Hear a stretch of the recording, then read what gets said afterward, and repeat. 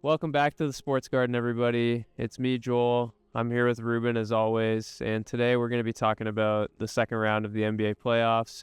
But before we do that, Ruben, I got to ask you about your Los Angeles Lakers. This is a safe place. You can let it all out. What were your thoughts on that round one, that shocking round one exit? It's funny because, it was shocking in the sense that, this was the first year in a while the Lakers were the higher seed. They had home court advantage. I think there was a stat that it was the first time they were going to play a home playoff game as the higher seed, to start the series, since 2012 or whatever, when Kobe was last in the playoffs. Because technically, even though in the bubble they were the higher seed throughout some of the playoffs, it was the bubble, right? So they weren't playing in Los Angeles. So I think all of that plus the Luka trade got people really hyped up on what the Lakers could do, and myself included. In the first episode of this, if people haven't watched it, go back and watch to see how some of those takes aged, just for your own amusement. But I genuinely thought the route that the Lakers would have had they gotten past the Wolves was going to be about the easiest route that they could have asked for, because they were going to avoid playing OKC or Denver until the conference finals, right? Little did I know that the Timberwolves were going to play the way that they played. Hey, look, Anthony Edwards is a player that I really like, and he's a dog. He's just a dog, unafraid of the moment. I feel like the three-point shooting has gotten even better than it was the years before, and he's a killer. And then Rudy Gobert, I'm a big critic of Rudy Gobert, and I think he played phenomenal.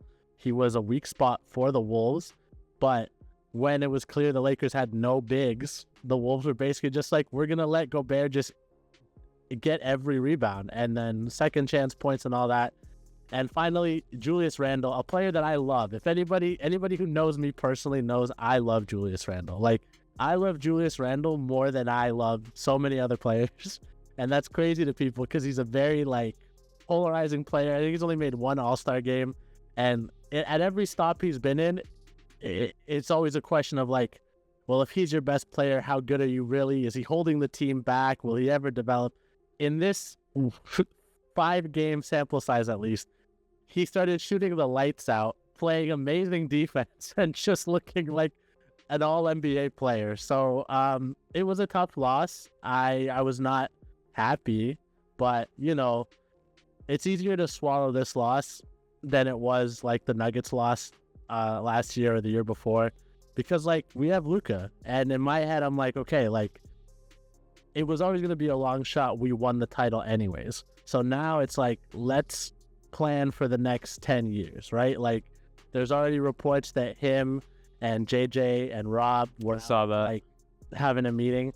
And I hope that meeting was basically Rob and JJ being look, you're the guy, so you tell us, in a way, and again, people who have watched this, and obviously you know me, Joel, you've known me for years, I do not like LeBron. So the fact that now it's very clear that this is no longer a LeBron-led team in terms of its decision, the decisions, I think they're still going to talk to him, obviously, and they're going to get a read on him, and they want to maximize the time they still have him.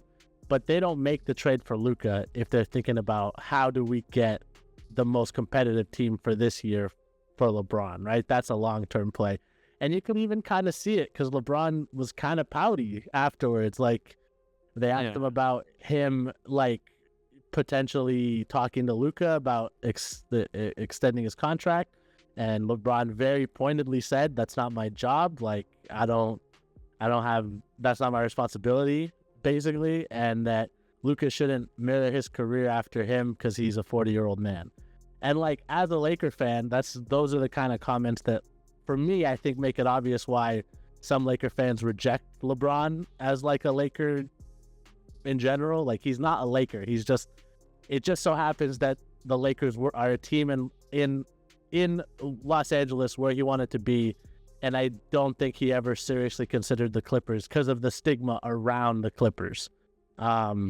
Yeah. But that's it. Like he's not like a Laker legend. I don't think we should retire his jersey, because if you cared at all about the franchise, even if he wouldn't actually do this, even if it wouldn't help anything with securing a long-term extension for Luka, just lie and be like, yeah, of course, this is a great fan base, it's a lovely place to play.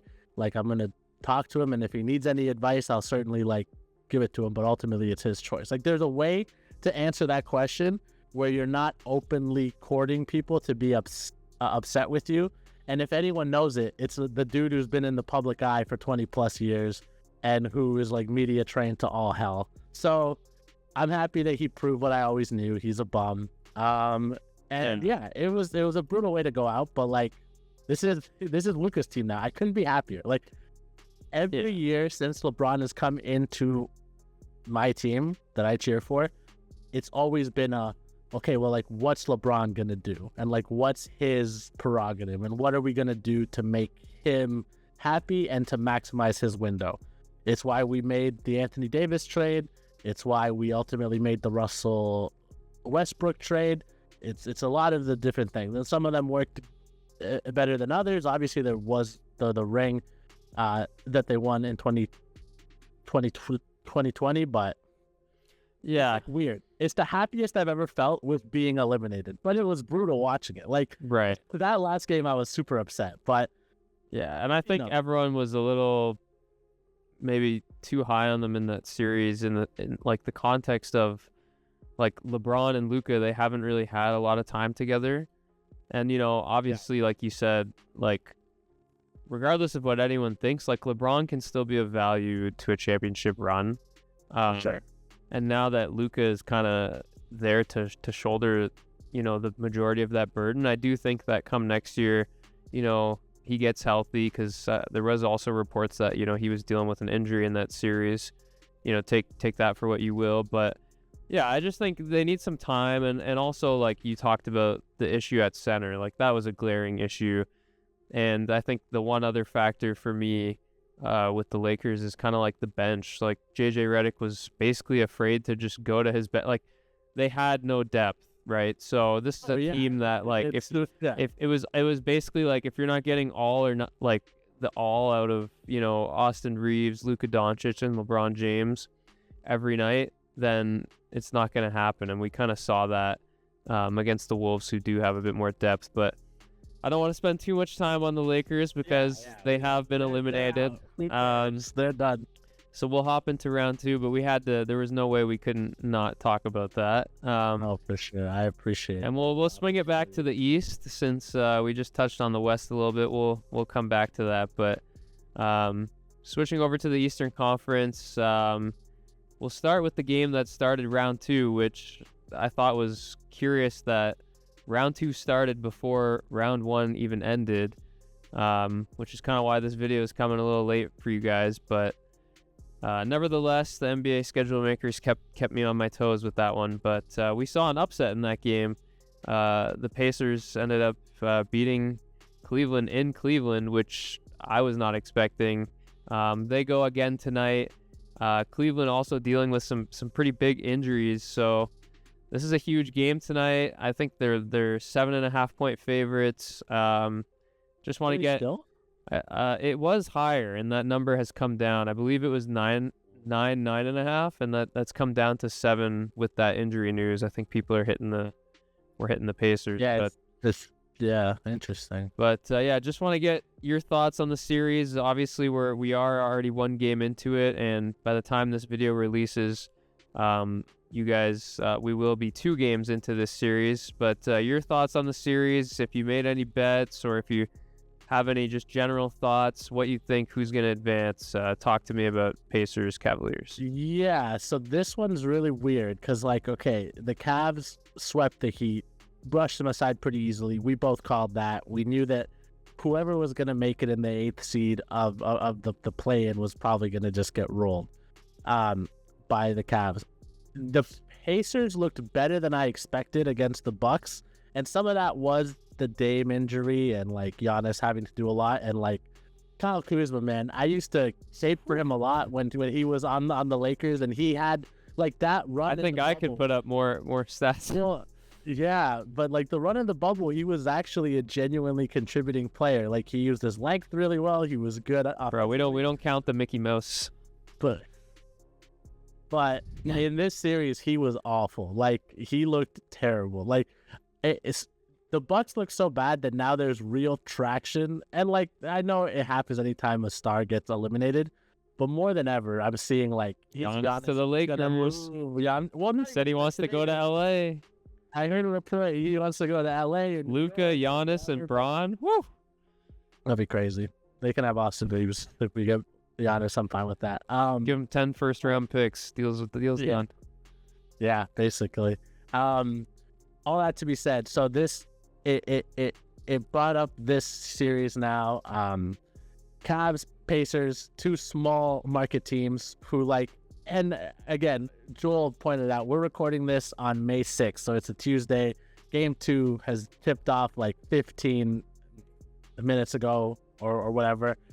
And I promise you that I had this thought about the Cavs even before all this. They gave me big Atlanta Hawks vibes when the Hawks were the number one team in the East, and like Kyle Korver and Jeff Teague and Josh Smith and Al Horford all made the All-Star game. And everyone was like, oh, man, maybe they'll be the team to beat LeBron James and the Cavs because they're such a unit. And it didn't end up happening. And I did think eventually the Cavs were going to meet the team that was going to hamper them and ultimately knock them out. I just assumed it would be the Celtics or even the Knicks. Or, one of those two teams. I just never saw it happening here. So I didn't make any bets before the series, but then game 1 happened, the upset happened. I started seeing reports of like potential injuries. So I went on the Score bet app, and you can bet how many games you think the series is going to go, who's going to win it. I bet like the Pacers to win the series 4-2 because it was still plus money, even though the first game had already played. With the injuries officially being confirmed tonight that Garland and Mobley aren't playing, and Hunter, I think. Yeah, like, Hunter out as well. Like, that's 3 massive players to like what the Cavs do well, which is defend and rebound and have energy. If the Pacers win tonight, that bet might be in trouble because it might be a sweep. Like, I don't really see how the Cavs win 4 straight after losing the first 2 at home. So this game is really crucial. I think it'll swing the series. Ultimately, I think the Pacers might take this in like 5. Like, I'm really worried. Okay. Because it's just too much injuries. And the Pacers, they were playing against hurt opposition, but in the closeout game, I thought that Pascal Siakam did really well. I thought that Tyrese Halliburton played amazing, and they showed a resilience that is hard for teams to have. And obviously they're drawing on, like, last year they were in the playoffs and they ended up in the Eastern Conference Finals and ran out of gas because they got hurt, or et cetera, right? Like, they've been there before. They've made a deep run. This, like, that game against the Bucks, it was like crazy. The Bucks had a big lead, threw it away. The Pacers then threw the game away back to the Bucks, and then the Bucks threw the game away back to the Pacers. And like, sometimes you just have to be the team that rides the wave at the very end. So I do think maybe the Pacers get through this, especially if like Mobley, Hunter, and Garland miss like considerable amount of time, because then you're basically just asking for Donovan Mitchell to do everything. And I'm not, having seen what that was like in Utah when so much was on his plate, I just don't think that's a good recipe for success long term. That being said, the more that these players are injured, bet Donovan points. Like, he's gonna have to score. Like, I think like 25, 30 points a game is in play. The Pacers don't have excellent defenders besides Pascal Siakam and, Mitchell's a pretty quick guard, shifty guard. They'll do a lot of screens. They'll try to get a favorable matchup for him. So I think he could still have a lot of joy offensively. I just don't know if it'll translate for wins for the Cavs, but those are things I like. I think the Pacers are going to win the series. I'm not ready to necessarily write the Cavs off or call them quite dead just yet. Obviously, once we know the outcome of this game 2, I think we'll be able to kind of assess the series, a lot easier. But I do think, like, it's do or die tonight at home. Like, they need this one. And I think they will win tonight. And like Ruben said, as of recording, we're about like 10 minutes into the game, so we can't really draw any conclusions yet. But for me, I didn't really have any bets in this game or this series. The line kind of like, I missed the number on the Pacers, and at the same time, I don't really want to lay points with this injured Cavs team. I do think, like you said, the Donovan Mitchell points look in the future, if these guys are out, is probably a pretty good look. Same with maybe like some other role players on the team. Like their total would probably be lower than kind of like lower than it should be based on, but then again, the books might bump those numbers up with these injuries too. But I think it's worth, Max Strus and Dean Wade can catch. Yeah, I think it's worth looking into. But yeah, for me, just about this Pacers team, like, I do think that this is a team that's pretty well rounded, and I think that, like, they kind of have that unselfish style. There's a lot of capable players on this team. They have a great home court advantage as well, and I think, like you said, the experience. And it's kind of like, it's not just one guy with this team that's doing it all. It's sort of everyone contributing. Like, you're getting like double-digit points from almost every one of these starters. So yeah, they just seem like they're kind of clicking at the right time. And I do think they also have that underdog mentality on their side of, like, no one expects us to do anything, and we have that chip on our shoulder. And, like, I didn't expect them to beat the Bucks. Granted, I thought Dame was going to be healthier and not tear his Achilles, but they proved it, to me then, and they're kind of proving it to everyone with that big game 1 win. So we'll see how the rest of the series shakes out.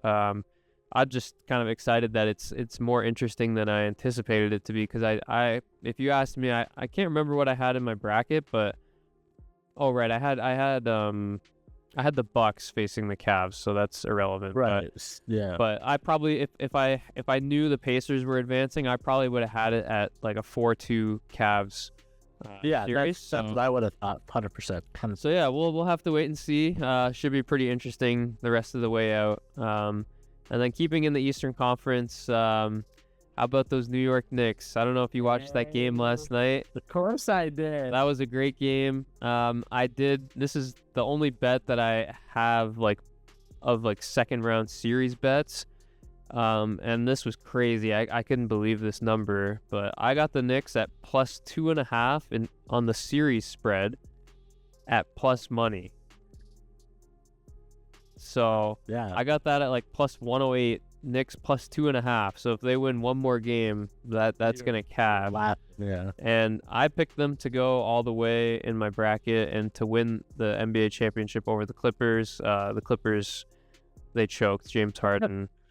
Yeah, the city of LA. James Harden, it happens every time. How do you, like, sorry to derail your thing right now, but, like, he shot like 5 field goals in a game like 7. It's just crazy because, like, they had that series, and I think that Aaron Gordon dunk, like, where they lost that home game, and then they went to Denver and then lost again. Like, that was just such a momentum swinger. It was a gut punch for sure. It's a shame. I think they're dead, like, for the future as well. I don't know with that team. Anyways, we're not talking about the Clippers. We're talking about the Knicks and the Celtics. Huge upset win in Boston. If you guys didn't watch that game, give you a quick breakdown. The Knicks were down, I think it was almost 20 points, maybe even more. They weren't leading for basically the entire game until the fourth quarter, they kept tying it. Then they got a lead. Brunson, I mean, this guy is just like clutch player of the year, well deserved. Because my goodness, those threes at the end of the game, just the will and resilience of that team. That was a really gutsy win, and it was kind of like it backed my belief of like, this is why I picked this team to go all the way. And like guys like Towns, they didn't even have like that good of a game in my opinion. So, but on the flip side with the Celtics, I think they shot like the worst from three that they've ever shot. Like they missed more 3-pointers than anyone. It was a disgusting amount of missed threes. So obviously there's going to be some positive regression on that end. So by no means am I writing this series off, but yeah, I'm expecting the series to go the distance. I had it going 7 games, so really excited to keep watching this series. I think the Knicks were getting plus 10 again, which to me is like crazy, but I guess the books think the Celtics are going to come back in a big way in game 2. Ruben, what do you think about this series? What do you expect for game 2? Give us your thoughts on Knicks Celtics. Yeah, the books, once again, like the books are not overreacting to anything that happened in game 1. Like the books are basically saying like, yeah, the favorites took an L. We still believe in them. We're gonna stay firm and give these spreads because we think that the favorites will bounce back. My thoughts on the game 1 first. Yeah, you nailed it. Like the Knicks looked dead in the water at one point because they led when it was 33-31 for them, and then the rest of the way until like midway through the third, really, the Celtics were just pouring it on. It looked like, and like that it must be said, the Celtics were missing a lot of shots, but the second chance points, and they were really active on defense. They were making stuff really hard for Brunson, and Cat went down early with foul trouble, which got him off of his game offensively. And it looked like it was done, but then the Knicks start chipping away. And OG Anunoby, this is the second ex-Raptor player I'm going to highlight. Yeah. I mean, if you're a Raptor fan, it's got to make you sick to your stomach that Pascal Siakam, OG Anunoby, Norman Powell, they were all doing good for teams that are not the Raptors. What does they do with that roster? Oh, my God. The real problem is, and this is what I'm going to say, Pascal is great as a second option, and so is OG, but they didn't have a true number 1 option. It's crazy that to touch back on Kawhi, he basically made the worst decision of his career. And I mean, obviously, on a personal level, I hope he's happy. He went back home to LA. That's where he's from. I'm sure that he enjoys being closer to his family. But on a purely competitive level, I would have loved to see how much juice they could have gotten out of that roster with Kawhi and these guys, because clearly these guys were still able to contribute. And you saw in the third quarter, Brunson was not hitting shots. It was tough for him. The Celtics were all over him. OG caught on fire. He hit like 5 threes. And that's not like a tenet of his game usually, but he hit one, and then the net was massive to him. And he was a terror defensively. So it caught on. And then you have Josh Hart like being real like physical and gritty, and Bridges was out there. Again, Bridges didn't have the best game offensively, which is why they brought him in. Suns legend, by the way. Suns legend. They brought him in to shoot, and he hit a couple of timely shots, but he only finished with 8 points. Like he didn't have a super offensive game, but he was rebounding. His length really bothered the Celtics, and then when it came time for the clutch, the Knicks were within 5 points, and Brunson was just like, all right, bet, take overtime. And on that last play where he just shook free and hit that 3 to put the dagger in, it was crazy. It was crazy. So I was really proud of the Knicks, because it's Boston. No matter how many times that arena has changed, the updates to it, Boston's fans are rabid. They support that team. That's one of their legacy teams who have had a lot of success. And the Knicks went into a hostile ground and stole one, basically. It was like, because, again, it's like Joel said, the Celtics are not always going to shoot 25% from 3, which is what they shot. They shot 60 threes and only hit 15. Compare that to the Knicks, who shot 37 and hit 17. And this and it's like everywhere else, the Celtics were fine. They turned the ball over one more time than the Knicks. Points in the paint were pretty equal. They shot less free throws, but they hit 5 more. They didn't get killed on the glass. They actually out-rebounded the Knicks. They did all the things that you would think, oh, like the team who does these things usually wins. It's just the three-point shot wasn't falling. That's the trouble with math. I did find it really frustrating. I mean, not for me, but if you're a Celtics fan, I'd be frustrated. Jason Tatum's like 6'10", and he had Jalen Brunson on him a couple times on a switch. And instead of like driving or pulling up for like a mid-range, he kept shooting the three and just the kept, Celtic way. like, missing. I know. They live and die by that shit. They definitely died. So that game was awesome. Hopefully they're all like that. In terms of the series, I immediately put in a ticket for the Knicks in 6. Wow. So, like, that's what I'm. So we're both on the Knicks. I believe in this team. I'm never gonna bet on the Celtics, so there is a bit of a bias there. I'm a Laker fan. I don't want them to do well. But the things that stand out, Kristaps Porzingis left with an injury, didn't come back. Depending on how that gets managed, and they said it was an illness, but he also missed a lot of time during the season with unspecified illness. He might not be 100%. Yeah, so if that's something that lingers, that hurts the Celtics a lot because Kristaps is kind of their best lineup where they get really unguardable. Everybody can switch everything. Everybody can shoot well. They also lost Sam Hauser, I think, to an injury at some point in the game. I don't think it's a serious injury. But again, the Celtics' depth will be tested, and it'll be up to guys like Al Horford and Drew Holiday specifically to hit those shots. They didn't hit them in this game. You would assume in game 2 they'll bounce back. 10 points is a big spread, but I do think the Celtics are going to win game 2. Yeah, I do. It's hard to imagine them losing back-to-back at home. Yeah, so I think they're a pretty safe bet. Something that I like as a bet for every game, and I do it every so often, Josh Hart, double-double. That's a player that just gets gritty. He gets a lot of boards.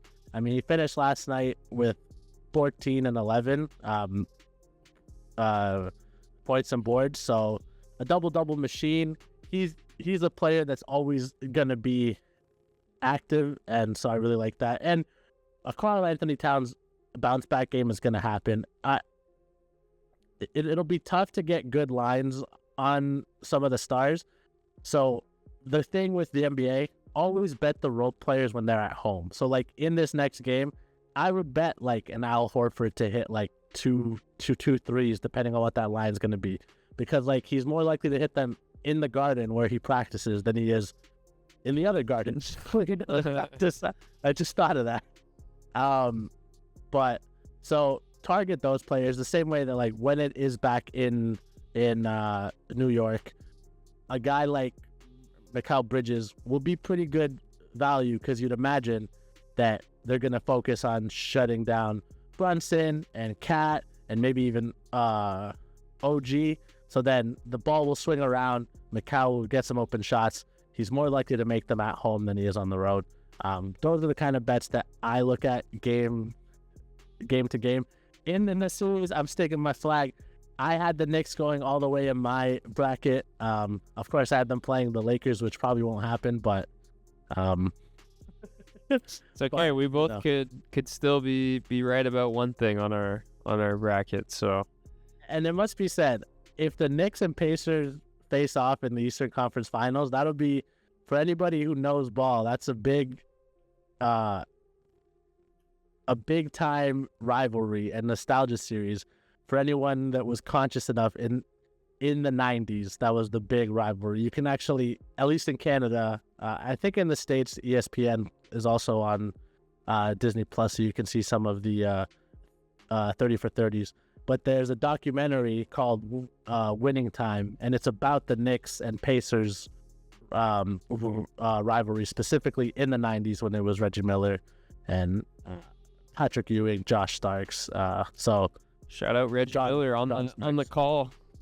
Yeah, so hopefully we get a Pacers-Knicks rivalry in the next round. I think that'd be cool. That'd be cool. We'll have to wait and see. Before we move on to the next game, I did just want to say quickly about Game 2, since this video will be out before Game 2 tomorrow. I'm going to post this video. If you like the Celtics and you don't want to lay 10, 11 points, I'm looking at the team total. Could get it over 110.5 right now on FanDuel at minus 115. Some of the other books have this at minus 130, so this number looks like it's going to be moving. But yeah, that's just kind of the way I like to play the Celtics. If I don't want to lay, double-digit points, I'll just play the team total. Because I do, like I mentioned at the top of this discussion, expect that 3-point regression to start hitting in a positive way for them, especially in what feels like a must-win on home court. But yeah, we'll go back to the Western Conference now, which, in my opinion, has a lot of juice. We've got two really great series, one starting tonight. One already started, and that was last night. I don't know if you caught that game, but I did. Almost like the same situation with the Knicks and Celtics. The Nuggets kind of just down the whole game, it felt like, almost, by double digits. They kept getting it a little bit close, like 9, 8, and then, SGA and crew would just go right back down the court and hit another shot. And it kind of just seemed like it was going to be out of reach, and then all of a sudden, towards the dying minutes of the fourth quarter, the Nuggets, this team, that championship DNA, it's showing. They don't even have a coach. Like, Jokic is on the bench. Yeah, he's on the sideline. This guy's doing everything. He dropped a 40 bomb. Like, this guy's insane. 22 points, 22 rebounds. That's like a NBA 2K stat line. I playing with a creative character. I truly feel like he's doing things that we've almost never seen before. It's Will Chamberlain. The NBA. It's literally Will Chamberlain stuff. Like, it's absolutely ridiculous. This Nuggets team, I wrote them off. Like, for me, I did expect the Clippers to win that series, and I did feel like losing Michael Malone, like their coach, I thought, this is gonna have an impact and this and that. And I think, like I kind of just mentioned, like, the championship DNA of that team, it's still intact.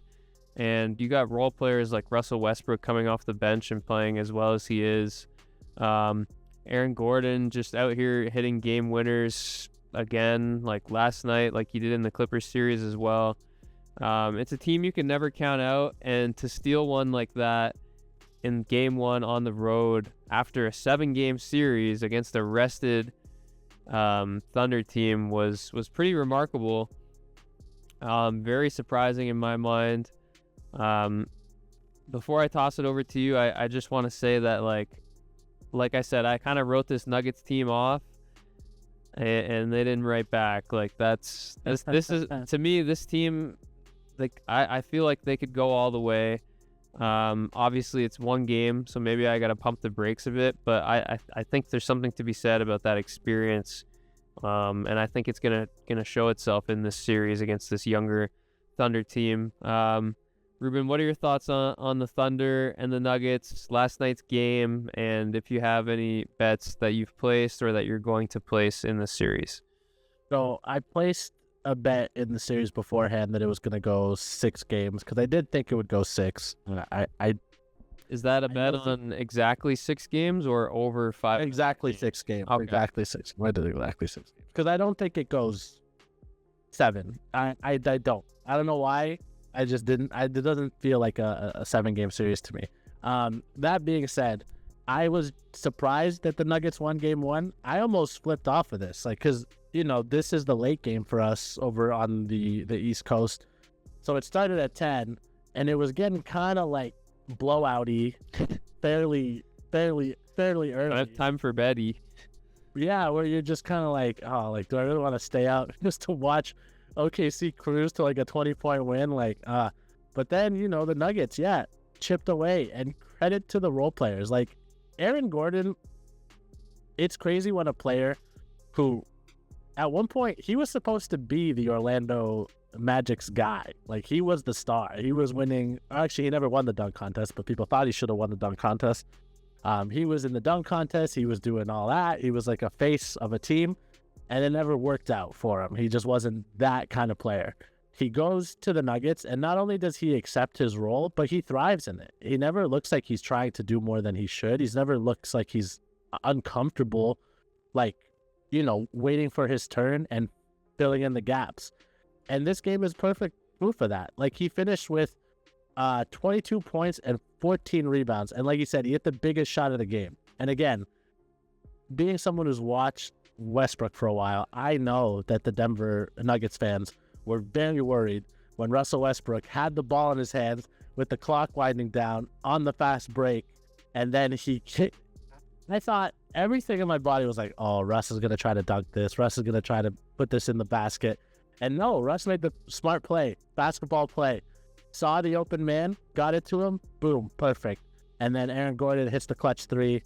See ya, we're going home. They're not going home yet, but they take game one. Super impressed with the Nuggets. It is going to take this every night, and I don't know how sustainable that is. That's why I just picked that it's going to go 6 games. I don't know if he's going to win. I don't think it'll be the Nuggets ultimately, because I don't know how sustainable it is for Gordon to hit 22, for Murray to hit 21, for Westbrook to hit 18, and Jokic to hit 42. The thing that hurt the Nuggets' chances the most, in my opinion, to make a deep playoff run, Michael Porter Jr. is clearly hurt. He's got that huge ice pack on his shoulder a lot of the times. It doesn't look like his shot's there. He finished with 2 points, and he used to kind of be, again, in the series that the Lakers lost to them, it was so frustrating because, like, the Lakers would be playing good defense, the ball would be swinging. All of a sudden, Michael Porter Jr. just hits a ridiculous 3, and then he just catches fire, and he hits his next 5, and that's good night. I don't know how sustainable it is for them to win without any contributions from him. Christian Braun's okay, but again, he's not, like, super dependable to score that much. And then Peyton Watson and Julian Strawther are basically just bodies to take up minutes so that Murray and Jokic and Gordon can rest. It's basically like a 6-man it's like a 6-man rotation, really. Like, yeah, they're not getting a lot from their bench, but they're still managing to find a way, at least so far. Interesting. Yeah, I was just gonna say that, like, while you were talking, I was looking up the odds on, like, okay, maybe you can get a good number on OKC to, like, win the series now that they lost that first game, and I mean they're still heavily juiced to win the series. So yeah, because again, it's the same thing with the Cavs, right? Because we've seen a whole season where Oklahoma have been such a dominant team, and then you look at this game, and Jalen Williams had a pretty tough game. He finished with 16, just didn't have a lot of good plays. Alex Caruso was their second highest scorer. I love Alex Caruso. Lakers GOAT. If he's the second highest scorer on your team, that means the offense just really wasn't clicking, because he's not an offensive powerhouse. He's a 3-and-D guy, and the emphasis on the D, and like less of the 3, more of the D. But you do expect bounce back games from Williams and Chet Holmgren too. He finished with 12 points, and that last stretch was pretty bad from Chet. He misses both of the free throws. Earlier in the game, Aaron Gordon dunked all over him, and then Aaron Gordon hits the 3 to win the game over Chet. Just a tough sequence of events. I think also the sequence towards the end where the Thunder fouled the Nuggets. I was about to when they had the lead. Like, I thought that was a coaching blunder in my mind. Like, to me, you let them run the time and try to hit a shot. I just think they kind of stole one. I still expect the Thunder to win the series, but I don't know. Now it's a lot more interesting, right? So it'll be interesting to see. And just taking a quick look at the lines for this next game, I mean, the books still feel very confident in OKC laying 10.5 points right now. Their team total is at 121.5. So, I mean, like, they're expecting big things from this OKC team. Next game, I feel like it's also gonna be there. Like, this Nuggets team, I thought in the first game, coming off of that game 7, like, we would see, a little bit of exhaustion. So I think we might see that in this game instead, but it remains to be seen. A bet I like too, sorry, real quick. Eric Gordon for a double-double in the next game is plus 440. Like we just said, he finished with 22 points and 14 boards. Someone has to score. Jokic racks up assists. Gordon finishes well. He usually sits in that little dump-off spot. So if he's there, Jokic dumps him in. The points I'm not even worried about. And the rebounds again.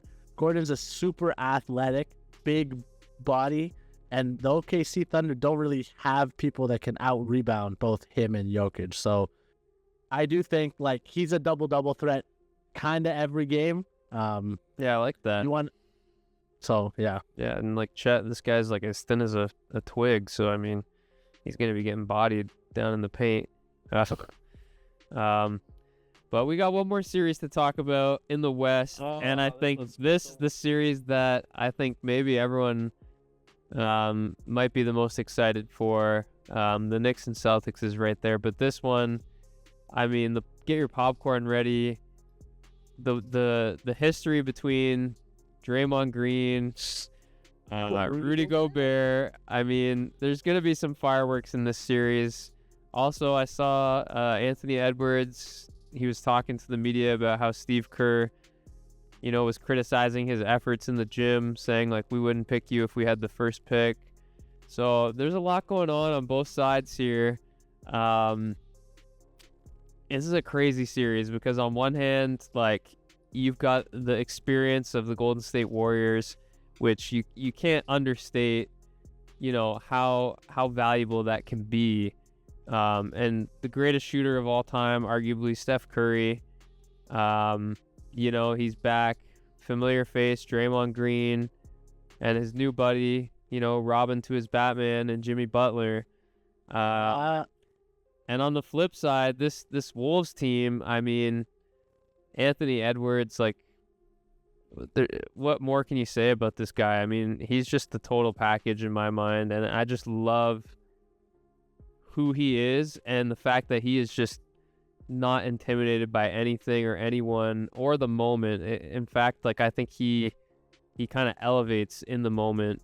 And like, he just reminds me of Kobe, like in terms of his mentality and just like the way that he is like kind of so savage about the game and wanting to be the best and not being afraid of going against, some of these top players like LeBron and just getting in his head, right? So, yeah, it's a really exciting series.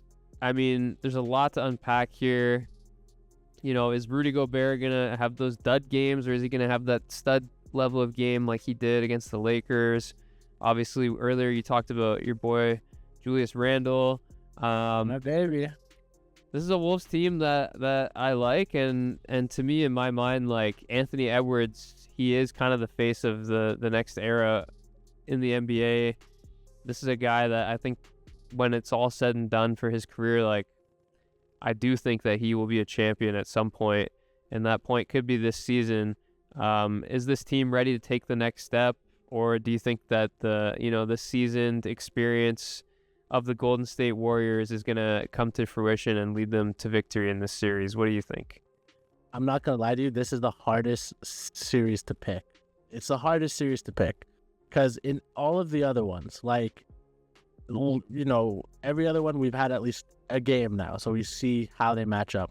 But even going in, it was kind of obvious. Like, yeah, Jokic is really good, but he's facing like the best in the West, a team that's clearly ready to compete, and the roster looks finely tuned. The Pacers and the Cavs, it looked like it was going to be the best in the East, best record in the NBA against a team that, again, still feels like it has some flaws and still feels like it needs a player to push them over the edge. And then the Knicks and the Celtics, despite the Knicks being a lot of people's picks at times to make it out of the East, or a team that people see as a contender, the Celtics beat them every game in the regular season. So there was this idea that the Celtics were just superior. This one is it's like you set it up perfectly. Do you think the future is now, or do you think that the old dog still has some fight in him? And honestly, I keep looking at it and I don't know. That's a tough one. I think Anthony Edwards is the truth. I agree with you on that. He reminds me a lot of Kobe. He reminds me a lot of Jordan. He reminds me a lot of like Allen Iverson, even like those players that just like, they're not afraid of the spotlight. They want it. They talk their trash and they back it up. Like, I like some of the European players that exist in the NBA a lot. You know, like Giannis is great. Wemby looks like he's going to be a freak of nature. Jokic, despite him breaking my team's heart a couple times, is like truly one of the best players I've ever seen play on the court. So like watching that is mesmerizing. But all of those players have different degrees of like trash talking or how they interact with the media. Some of them are like better at it than others. Jokic doesn't really seem interested in it. Giannis does kind of more of the aw shucks, like I'm a nice and like humble guy. Wemby's kind of a kid, so we don't really know what he's gonna be. And then like Luka talks his trash and stuff, but in front of the cameras he's a little less. He doesn't say that. He's got a little more of the LeBron. It's all like tongue in cheek when it's like interview time. It's not Anthony Edwards calling out Steve Kerr for calling him out in a pre-draft workout, right? Like that's the kind of stuff where like Jordan's like, oh, he didn't say hi to me in the restaurant we were eating before the game, so I knew I had to kill him. Like that's that kind of mentality. And to share that openly is like a different brand. So I do think that kid is going to be the face of this league because of his charisma and the way he approaches all of that. I think he's ready to take the jump. I don't think the Wolves are. And the only reason is just, what is Rudy Gobert going to be in this series is going to be huge. And Julius Randle, I actually think the rest of the role players will perform well enough to get them where they need to go. Nickeil Walker-Alexander is really good. He's actually SGA's cousin, so that's like a little funny connection there in case people don't know. I think he'll be good.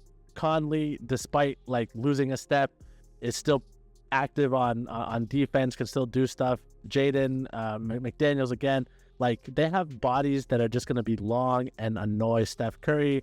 We'll see what Naz Reid can contribute, but like I believe Anthony Edwards is going to get his, because the Warriors don't really have anybody that's going to be able to shut him down. Jimmy Butler used to be really great defensively. He's a bit older now, and I don't know if he can hang for the whole game. Definitely not for 4 games in a series all game. But is Julius Randle going to take advantage of having Draymond on him, a person that he outweighs and is bigger than? Is Rudy Gobert? What is Jonathan Kuminga's contribution going to be? You know what I mean? So, like, I just think Steph Curry is such a matchup problem, and they have a solution to him. Jimmy Butler will get his. It's going to come down to who's going to help Anthony Edwards. Who's going to be his Robin? Because right now, it really feels like, you know, we got Batman and Robin on one side, and sometimes Steph has a game that's not great, but Jimmy's there, Hield is there, and they kind of like fill in the cracks.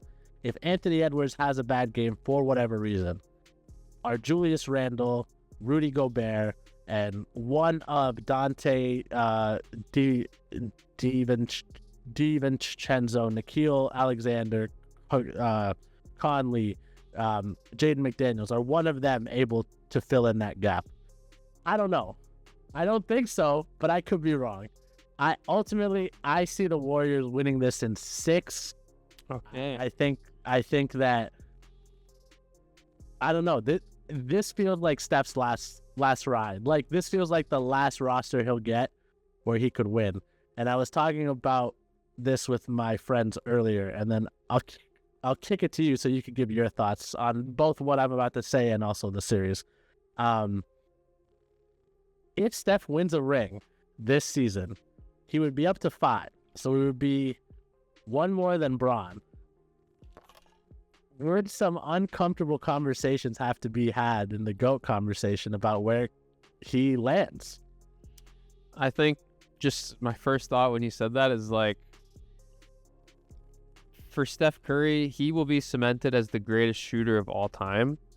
And I think in terms of like the basketball GOAT talk, like that's kind of where that ends. Like, I don't see it being like a conversation of, is he the greatest player of all time? I think everyone can just collectively agree that he's the greatest shooter of all time.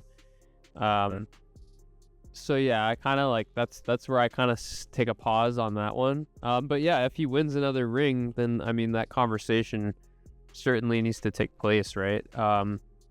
In terms of like you liking the Warriors to win the series, you can get a pretty good number on the Warriors to win the series if you do like that. You could also play the Warriors plus 1.5 games if you want to be safe and it's not too juicy, around like minus 140-ish I'm seeing on the score. But yeah, this first game tonight, man, I'm pumped. Like, this is going to be awesome. Like I said, like, get your popcorn ready. To me, I think this series is going the distance. I don't think, like you said, this is almost the hardest one to predict. I think it's going to be a back and forth series, punch after punch. Like you said, some games Steph will show up. I mean, majority of the time he's going to show up, but like, he can have a down game. Anthony Edwards can have a down game. So it'll kind of be, I think this series might be more defined by the role players and, you know, who steps up in the big moments rather than just like, you know, the stars playing, you know, to their level, which I think will probably happen for both teams. Interesting line in this one, looking at like 6.5. My initial instinct is just like, you're giving me the Warriors with 6.5 points. Like, I feel pretty good. I'm gonna take that. Like, I was gonna say, like, for tonight, if we're giving a bet on the game, I would take the points. Yeah, and like, there's just a part of me that like feels like this Wolves team is gonna win this series. And if they're gonna win this series, I think they're gonna win this first game at home. So it's just tough for me to lay points because like we said, like it is a really tight series in both of our minds. It does seem like. So yeah, I kind of want to just watch this first one and get sort of like a feel for what's going on.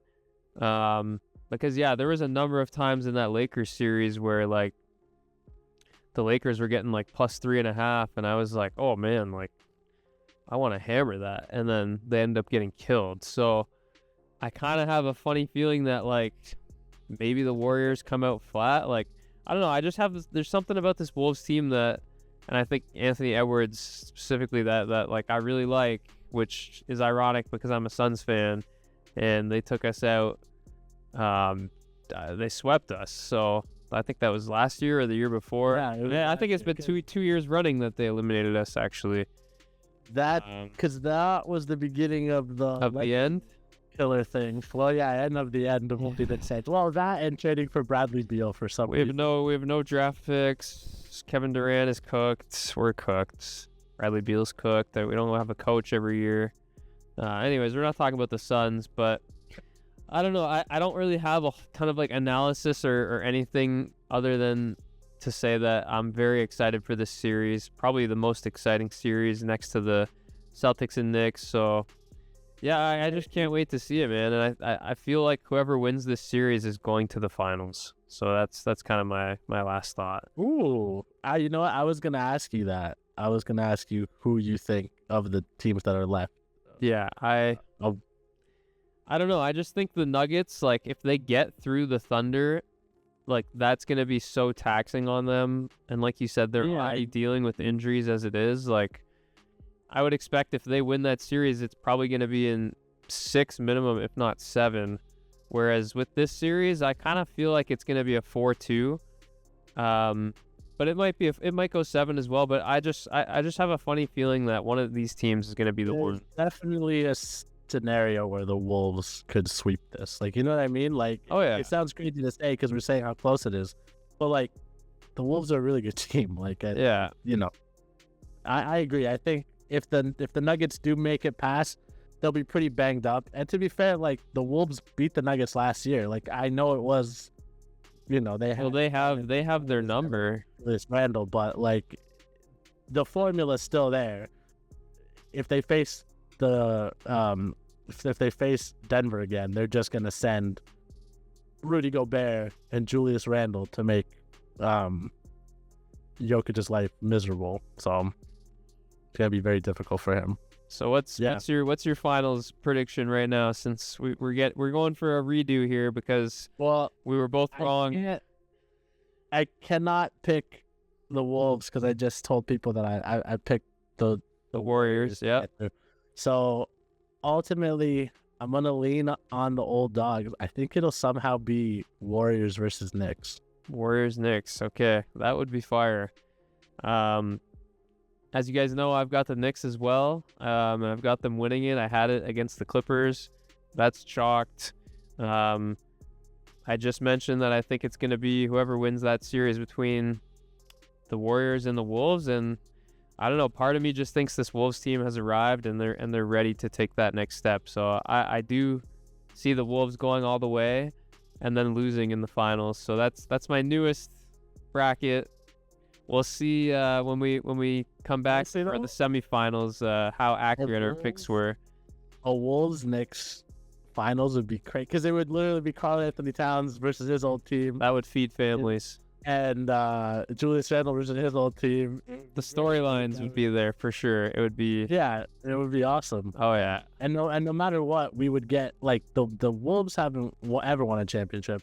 The Knicks haven't won one since 1972. So like we're getting like a brand new addition almost. So yeah, I kind of if I could cheer for any of them, I'm cheering for yours because I guess of the teams that are left, the Pacers have never won, and the Thunder have never won, and the Wolves. But obviously the Warriors have won. Yep. Nuggets have won. Cavs won one, and the Celtics have won. So, and the Knicks, obviously. So we have 3 teams that have never won. So hopefully one of them can represent, make things exciting. Yeah, well, I'm excited. I was just gonna say we'll have to wait and see. This what would you call this round? Semifinal of the conferences? Yeah. This is the this round. I mean, I think we've got some bangers in store. So, you know, you guys tap in on the NBA playoffs. You're missing out if you're not. We already saw it last night. So I'm sure there's gonna be more fireworks to come. And speaking of more to come, we're going to have more videos to come. In terms of the NBA, we'll be back with another video once we get to the next round, breaking down our thoughts again on the newest series. And we'll see if our picks for who's going to the finals are still alive or if we got to make new ones. And in the meantime, we're cooking up some NFL stuff. So we're going to be trying to drop weekly stuff for you guys. So make sure you guys stay tuned. Stay connected on the socials. We kind of post there anytime we're dropping content, dropping videos, dropping bets, even just dropping general discussion about these NBA playoffs and, you know, just everything sports. So tap in there.